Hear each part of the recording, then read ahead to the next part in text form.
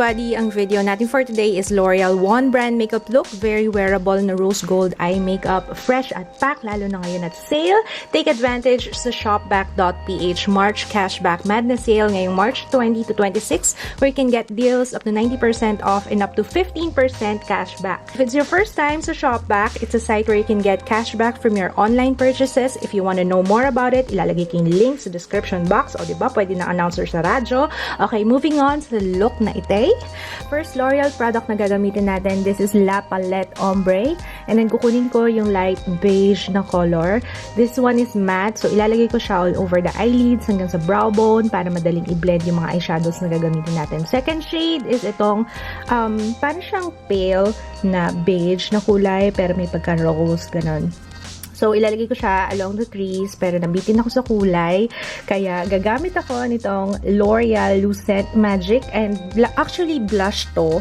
Ang shade nito is Sunset Glow. Pero, gagamitin ko yung pinaka-pink sa kanya. Yun yung ilalagay ko ngayon along the crease kasi nga nabitin ako sa kulay kanina. So, don't worry, parang medyo pale pa siya. Mamaya, dadagdagan natin ng kulay yan. And then, next is yung brown na kulay dun sa palette. Ilalagay ko siya sa outer corners ng eyelids para medyo darker doon, para mas maganda yung effect niya pag naglagay ako ng lashes, diba? Mas parang nagmumukhang malaki yung eyes.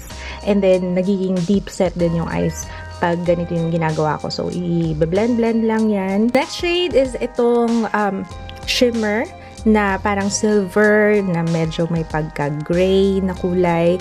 Ilalagay ko siya sa middle part and then parang kung nabitin sa kulay. Kaya ilalagay ko ngayon tong gold. Kasi parang kulang parang hindi siya bagay. So, ayan. And then, dagdag ulit ng blush dun sa my crease para ma-intensify yung color, ma-intensify yung rose na kulay, and then itong gold ulit dun sa palette. So, dagdag lang ng dagdag hanggang sa ma-achieve ang kulay na dapat i-achieve. Ganon. Okay, next is L'Oreal na Super Liner. And this one is, of course, black. Expressionist. L'Oreal Super Liner Expressionist. And then, mag-wing out tayo na parang walang bukas.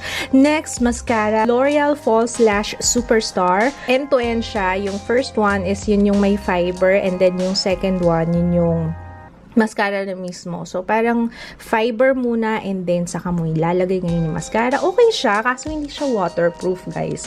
Nabu-volumize niya yung aking lashes. But, nung naiyak ako ng konti, napatunayan kong hindi siya waterproof. So, kinailangan kong maglagay ng lashes kasi nabitin ako. And then, i-intensify ko ulit yung mga kulay na nilagay ko kanina. Yung blush dun sa crease para magmukhang rose gold talaga siya. For the face, I will be using itong Revitalift Magic Blur to blur out my pores. And ilalagay ko lang siya dito sa area na to dahil dyan merong akong visible pores para matakpan siya before I apply my foundation. And ang foundation na gagamitin ko is itong L'Oreal, favorite ko to, Infallible Pro Matte. Alam ko hindi ko siya nasama sa aking favorites ng 2016 pero kasama yan, guys. I will be using this sponge. This is Blend Artist Infallible Concealer Blender. Malambot siya. Gustong-gusto ko to, guys, kasi iba yung texture nitong sponge na to. Madaling i-blend yung foundation sa kanya. First time ko itong gamitin and I liked it.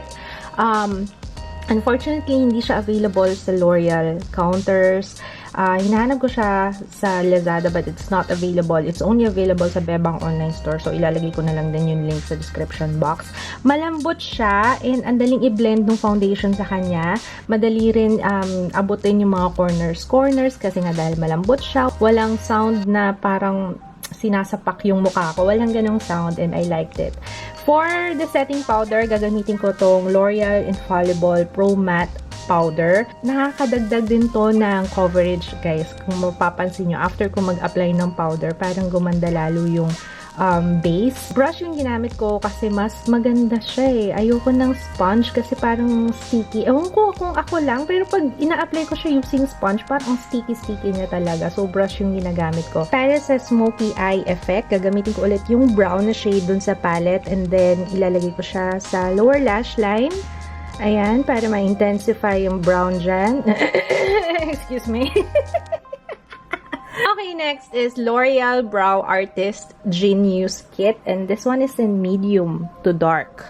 So, ito muna yung sa may kasama siyang brush May spoolie siyang kasama and then brush. So, yung spoolie muna para ma-brush yung ating kilay. kunwari may kilay ako. Wala naman talaga yan. And then, using the wax part dun sa kit. And I didn't like the brush. Ayoko nung brush kasi parang dulas. So, ginamit ko na lang yung usual na brush na ginagamit ko. So, i-apply ko lang yung wax part. This is para merong kakapitan yung powder na ilalagay ko. Kasi pag powder lang, and considering meron akong oily skin, pag pinagpawisan ako at nag-oil up ako, mabubura siya kagad. So, mas maganda yung may wax ka muna and then saka mo ngayon siya patungan ng powder para may kakapitan yung powder and para mas long-lasting yung ating kilay. And I like this one. And nagustuhan ko yung kit na yun kasi parang natural looking lang siya na kilay. Okay, next is yung shimmer na white dun sa palette and then ilalagay ko siya dun sa brow bone para mukhang malinis yung ilalim ng kilay. And then ilalagay ko na siya sa inner corners ng aking eyes para magmukhang gising yung aking mga mata. Okay, next is L'Oreal Infallible Pro Contour and ang shade ko dito is hindi ko makita. Ayun, deep. Okay, so, ayan, magkukontour lang ako. Ang ganda nito, guys! First time ko lang din siyang gamitin and I liked it. Ang ganda ng kulay, hindi siya ma-orangey. It's perfect. Yan din yung ginamit ko para sa aking nose contour. So, konti-konti lang pag sa nose contour kasi mahirap siyang long-lasting din pala to, itong contour powder na to. So, very good. Okay, doon naman sa highlight, same palette, yun naman yung highlight naman. So, ilalagay ko siya sa nose and then sa upper cheeks. Very subtle lang tong highlight na to. So, perfect para sa mga nagsisimula pa lang. Tsaka para sa mga ayaw nung sobrang highlight. Alam mo yun, lalo sa mga oily skin. So, this one is good. Balik tayo ngayon doon sa Lucent Magic na Sunset Glow. Gagamitin ko na siya lahat and lalagay ko ngayon siya doon sa cheeks. Okay, for the lipstick, this is the Rouge Magic ng L'Oreal. Ito yung pinakabago nila, I think. And nakasale siya ngayon, guys. 200 pesos na lang siya. So, ayan, take advantage sa sale kasi naka 50% off.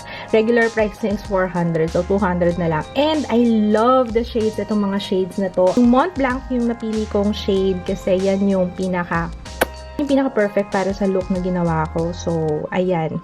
Okay, so that's it. Tapos na. Mag-aura-aura na tayo para bumenta. Guys, ilalagay ko lahat ng details about the sale sa description box. And don't forget to check out Shopback. Meron silang up to 90% na deals. Maraming salamat sa panonood. Sana nagustuhan nyo to, guys. Kung ginaya nyo tong look na to, don't forget to tag me, ha? And yun lang. Maraming salamat. L'Oreal products are available sa Lazada. So, yun lang. Bye!